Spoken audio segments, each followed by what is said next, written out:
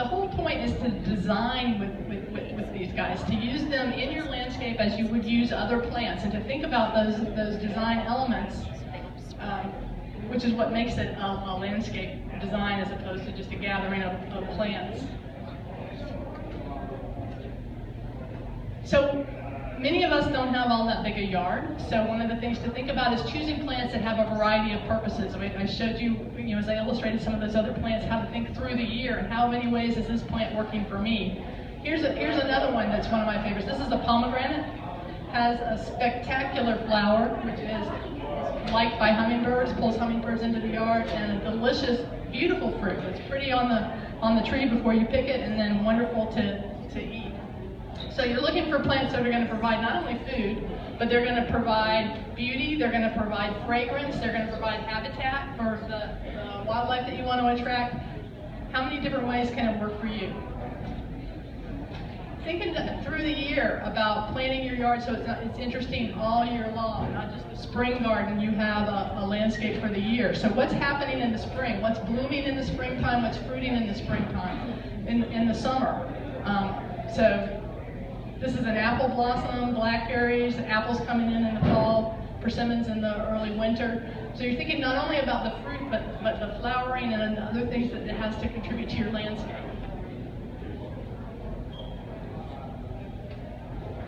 Thinking about those elements of design that you want to consider as you're doing, how do you use edibles to fill in those needs that you have? So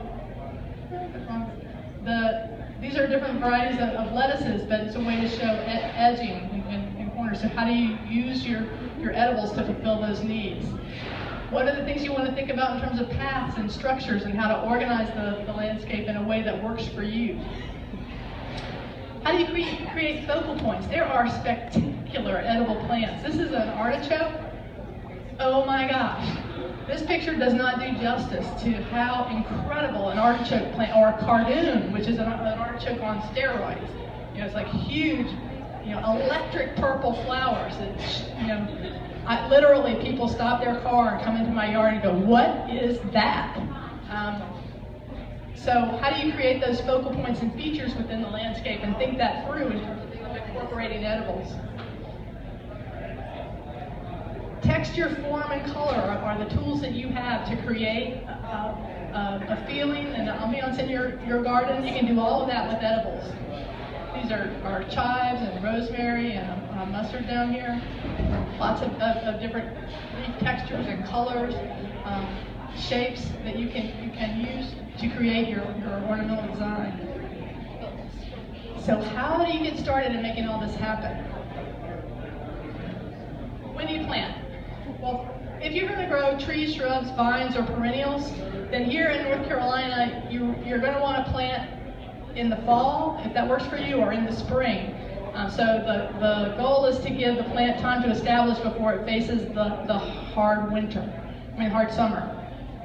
If you're doing annuals, we have annuals that do well in the spring and fall, and others that do well in the summer, and it's based on day length and temperature. So if you look at spring and fall, we have short days and we have lower temperatures, and there's some plants that thrive in those conditions. There's also summer where we have long days and hotter temperatures, and we have other plants that thrive in those conditions, and we're going to look at those in just a second. So what I want to do is go through these baskets with you and talk about that. First of all, these are perennials. So these are things that you're going to plant once, and they're going to continue to grow for you for many years.